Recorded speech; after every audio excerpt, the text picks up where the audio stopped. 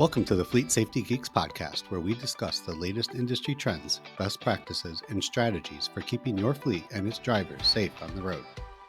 Whether you're a fleet manager, safety professional, or a driver yourself, our goal is to provide valuable insights and actionable tips to help you prevent accidents, protect lives, and promote a culture of safety within your organization. From vehicle maintenance and driver training to regulations and technology, we cover it all. Tune in every week as we explore the challenges and opportunities of fleet safety in today's fast-paced, ever-changing world. All right, welcome back to another episode of Fleet Safety Geeks. We have a special guest, Alison Betz, on today. Alison has spoken at numerous fleet events, including NAFA and I believe AFLA. Alison, you have a lot of previous positions you've held as professor, researcher, behavioral consultant, clinical director, training coordinator. All of that sounds amazing. But on top of it, you do have a PhD in applied behavior analysis. You currently are VP of product development, senior consultant with ABA Technologies. That's amazing. And what's your interest in speaking with fleet industry events? Yeah, so I started speaking with fleet and at events, I think like 10 years ago now. I was invited by my father, Matthew Betz, to come speak. And he said, this is an industry where I think that they will get a lot out of understanding driver behavior better. So I started looking into it. There's some behavioral research on working with lone workers and improving their behavior, and particularly drivers as well. It poses a unique challenge when you're trying to influence behavior of a driver when they're on their own. You're not there. And 10 years ago we didn't have the technology to be able to even watch what they were doing, so a lot of it was self-report. So that's how I got interested in it. And I started doing some research and looking into it, and really wanted to educate people in the industry about how to positively influence behavior. Well, I think it's great. I've been to one of your sessions. It was an amazing session. So really looking forward to this conversation today. Phil, it's been a while. We've been busy. How are you? I'm doing well, my friend. How are you doing? Doing really well. Yeah, thank you. Now my only concern with having Alison on here is that she might analyze us a bit, Bob, and find out that we really are crazy. Okay, so but Alison, we could probably use it. I'll give you some tips after. Don't worry. Alison, I've seen you present a number of times. I think I was probably at the first one you may have done 10 years ago, because I'm like old, but it's. I've always enjoyed and gotten quite a lot out of your sessions, and I think getting into the psyche of the driver is so important, because there are just people, they just don't get it. They have, I think, tendencies that will cause them to have issues on the road, and so I think the work and the research that you do is just so important. Yeah, and what's interesting is you say, the tendencies, and we've kind of chatted about this, and the behavioral theory for why we do what we do really looks at the environment. And so what in the environment is getting them to do, or supporting those poor behaviors or good behaviors, right? So the tendencies, when we talk about tendencies, it's cues in our environment, it's triggers that have us do that. Our cell phones, the technology these days are fantastic, but it's also right at our fingertips, and it's so easy to just get any information we want. Something comes in your head, oh, who sings that song, right? You can grab your phone and do it. And so it's really adjusted how our attention span and how we think and how we behave. And with it being right there and so easily accessible, that's a trigger. The phone rings, the text ding comes up, the song comes on, anything. Those are triggers for us to engage in certain behaviors. So it's really looking at the environment that will help understand why we do what we do. with you saying that, I have a question then for you, and I don't mean to put you on the spot or anything, but you said about attention spans. Do you think that are having that immediate access to knowledge, just look it up on my phone? Do you think that may have an effect on our attention span, and then how does that translate to driving? Because you have to pay attention when you're driving.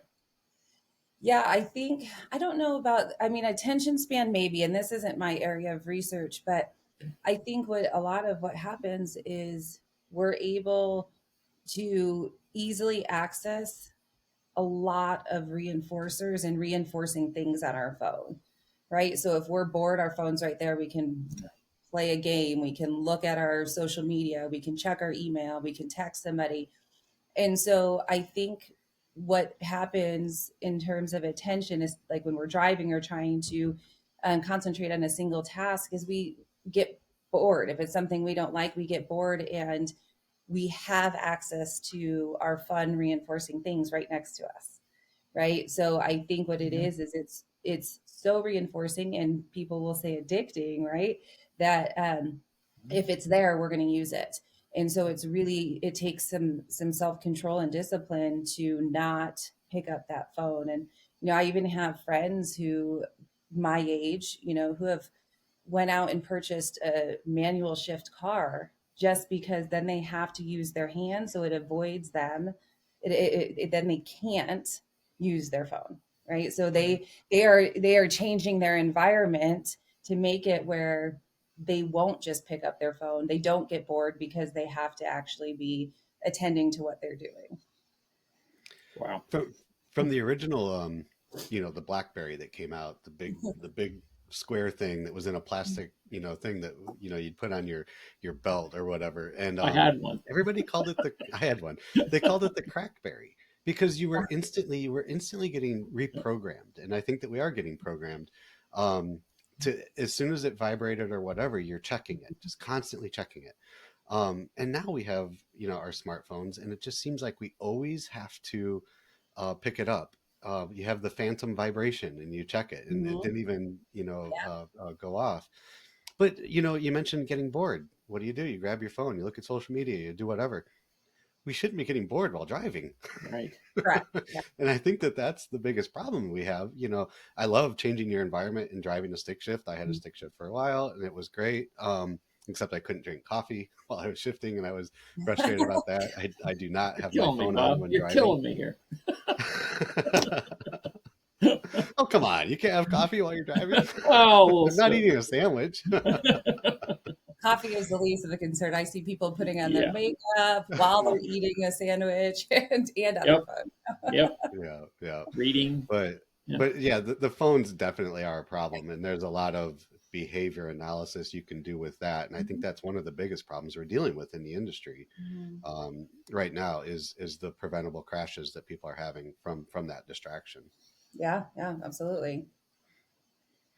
So, what are some of the sessions that you have had related to mostly distractions or just what people are doing behind the wheel? Or A lot of so what I usually talk about, and even talking about next month at Nets is um, what drives driver behavior. So going back to like what are the reasons we choose to do what we do? So if you look at behavior as a choice, some people are like, well, I don't have a choice. Well, you do technically have a choice, and what you do really is dependent on what's going on around you. And so what I try and get into is both for the driver, but also for the supervisors, the fleet managers. What are we doing? What conditions are we putting the drivers in that will influence their behavior? So moving on beyond cell phones, things like speeding, right? So why does somebody choose to speed? When they know it's against the law, they shouldn't do it. If they get a ticket, they might, have disciplinary action at work. It's looking at the reasons behind that. So, although the organization is saying, don't speed, be safe, drive safe, Are your behaviors of the supervisor and the organization actually supporting that? Is it, I have to speed because I have a quota of getting to X number of offices for my sales calls, and if I don't meet the quota, I don't get my bonus, I get in trouble. So there's these competing things going on. We call them competing contingencies. I speed, I meet my quota, I make my boss happy, I get my bonus. I go the speed limit, I may not meet my quota, and I might get in trouble, but at least I won't get a ticket. So now you have this choice, right? You're weighing out as a driver, what's the likelihood of getting a speeding ticket?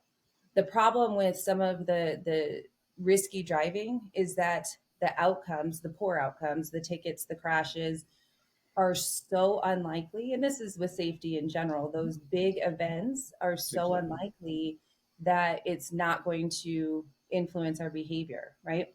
Or it's so far in the future. So the outcome is delayed.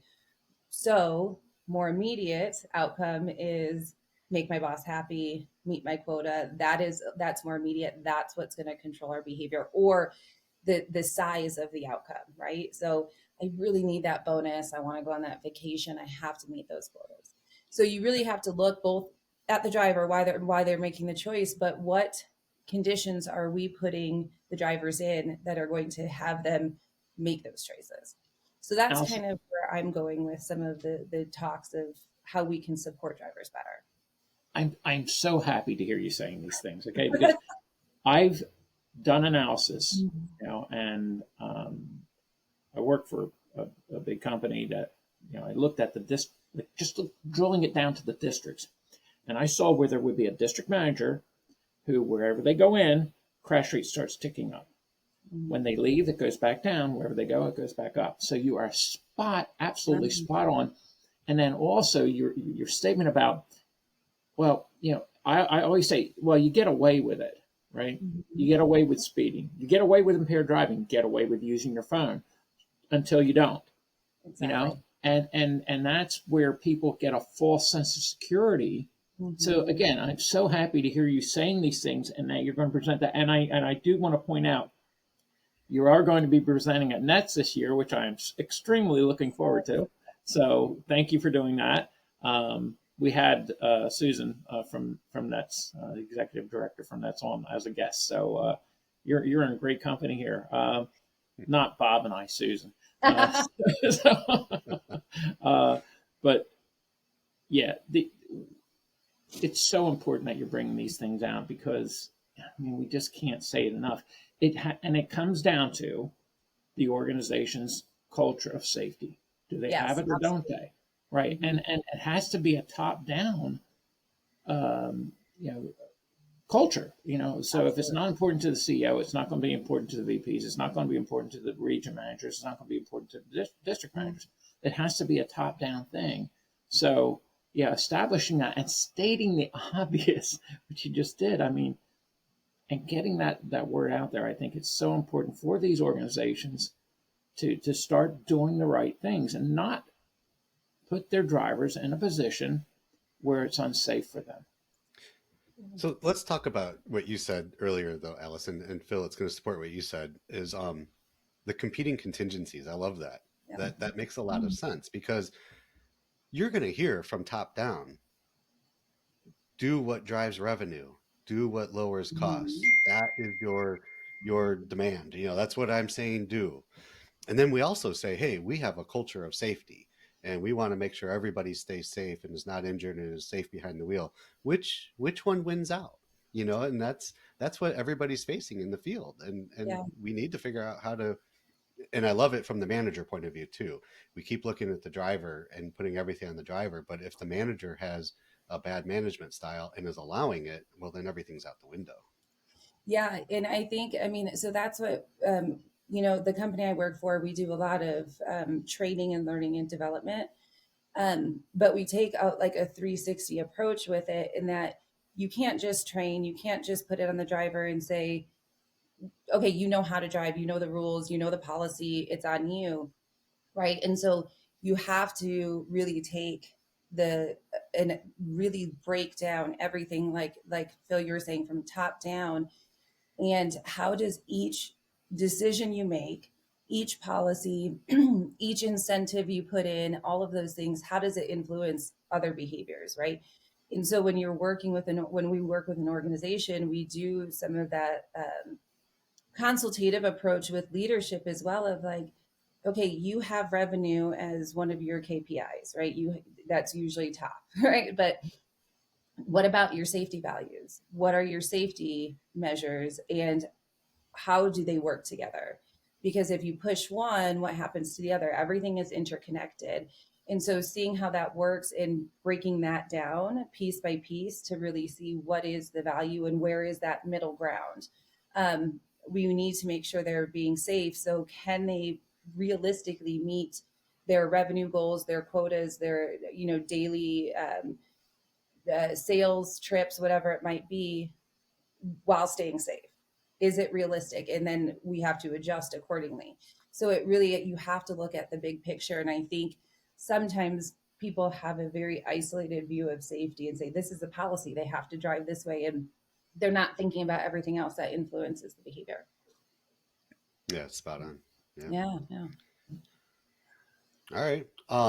What else have you kind of been working on in the fleet industry in terms of driver behavior or management behavior or safety? Yeah. So the other thing that I'm really interested in is the technology. So the tech has come so far, and we have so much data at our fingertips. So being able to use the telematics dashboards where you can get their speed, their acceleration, hard braking, but then also the cameras, right? Now it's a lot about the dash cameras and recording from if there's an incident before and after. Some of the companies that I see and the products out there are doing where they are recording second by second, and so they're capturing not just the poor driver behavior but the good behavior too. And that's what I like to see, because you could look at it as, I'm going to put, even with the telematics, right? I'm going to show number of hard brakes. I'm going to show how many times you go over 80 miles an hour, whatever it might be. But what about the good behaviors too, right? And so we're missing those opportunities. Um, so you need to focus on both. It's important to focus on those risky and dangerous behaviors, but a really good system for safety is going to encourage more of the positive behaviors, right? More of those behaviors that we want to see. So instead of just saying, don't do that, we're saying, don't do that and keep doing more of this. Right. So how we use the data is something I'm really interested in educating companies and leaders on what to do with the data. You have all the data alone, and even if the employee has access to that data, is not going to change behavior. It's what you do with the data and how you use it to support those better driver choices. So that's the other thing I'm really interested in. That's going to be really fun to start digging into and being able to really show how to use the data. And then the analysis portion is even way more fun as a science geek that I am and a researcher, is looking into patterns and practices. Like Phil, you were saying, you notice this pattern of a district manager goes in, crashes go up. So there's something there, right? And so being able to hone in and understand and then adjust those contingencies and in the conditions and policy, everything that supports driver behavior based on the data, until you get the outcomes you want. Alison, again, just love hearing all of this, okay? Because, carrot and stick, right? If you're just whacking them with the stick all the time, it's not going to work, right? You do have to reinforce those good behaviors, right? And I'm so glad to hear you saying this and bringing this forward, because it's just, being a safety manager, if the only time you ever hear from that person is when it's bad, that's not good, right? I mean, so I just love hearing you say all these things, and again, helping organizations get there, and looking at it from that telematics. So 80% of the time you're driving great, right? But that 20%, that's what we need to focus on. Yeah. You know, so really, I think that's a really, really important point that you make. Yeah, and it's what we have a kind of subspecialty in our fields called behavior-based safety, and it's across all industry, and it focuses on the positive. It's supposed to be a safety process that is reinforcing and positive, not punishing, and the outcomes that people get, organizations get when they implement a system like that, it's a lot of observation, feedback, and reinforcement. So yes, we do point out the potential risky behaviors, but you're also focusing on the things that they do well. And so I think we need to kind of take that framework into driver behavior. In the past, that was very difficult because they were by themselves. We can't sit in the car with them every single time, even 20-30% of their time, and say, oh, you did that right, you did that right, because of course we're in the car, they're going to change their behavior, but also we don't have the resources, right? But now with the data, you can. And so instead of just doing the behavioral coaching or any kind of driver coaching when they are risky, why not have regular check-in meetings to review data, weekly checks? Yes, we have dashboards, they can see it, but that's different than a supervisor meeting with you and say, hey, like, you did this, this, and this well. I see your speeding is still a little bit high in certain contexts. Let's talk about why that's happening. Right. What can we do to improve that? And that's where you have that conversation and you hear from the driver where they say, well, that's usually when I go home and I have to get home to my kid's soccer game or whatever it might be. And I have to finish my report at the office at 5 o'clock, and that's not giving me enough time. That's a perfect opportunity for the supervisor to say, okay, how can we help adjust this? Right. Safety is our priority. Let's figure out how you can get your report done, your post-drive check, your vehicle maintenance check, whatever it is, and still get home safely without speeding and on time. So that conversation and those more frequent check-ins is going to help a ton. That again, fantastic for anybody watching this podcast. You work for a company, you manage, seriously, come to Nets, watch Alison, contact her, because you need this stuff. Okay, this is really important. Again, just spot on. I'm so glad you came on with us. Thank you for having me. I think you're bringing out some extremely, just it seems like common sense, right? But organizations don't have that common sense. So, and I'm hearing you're not even just talking about driver behavior. Mm-mm. I mean, this is actually very valuable for changing, working on the behavior of the managers of the drivers, right. Yes. and being able to adjust so that the driver's not under all the pressure. Mm-hmm. And I love that. And telematics too. We use telematics for drivers who enter our safety program based on a points system. So we don't have telematics in every vehicle, but when we do put it in a vehicle of someone who is starting to increase in risk level, we do see that their score starts really low and then it changes and plateaus and stays really good. Now it has, certain, audio indicators inside. So every time they do something wrong, it beeps and then they, can change that behavior. But we notice it's only effective when the manager actually works with them monthly when they get the scorecard. Because if they don't work with them, the scores really don't change. So that's another, behavior that should be implemented by the manager. Yeah, because it's like anything where the data and even the audio noises, we habituate to it, we get used to it, right? And if we realize that no one's watching, nothing's going to happen. Our behavior is going to slide back. Like it might be good for a while, and then there's that one time where I really have to speed. Or forget that they're being watched. They speed, nothing happens. Right. Ooh, okay, now I can do it again, right? And so what are those outcomes, those reinforcers, the consequences that they're coming in contact with more immediately is going to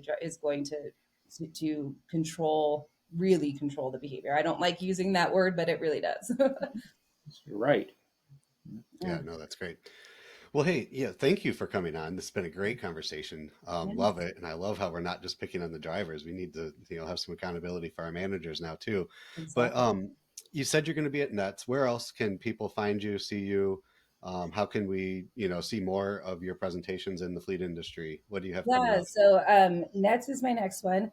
I will be attending AFLA again, just as a patron this time. So if people are going to AFLA, they can find me.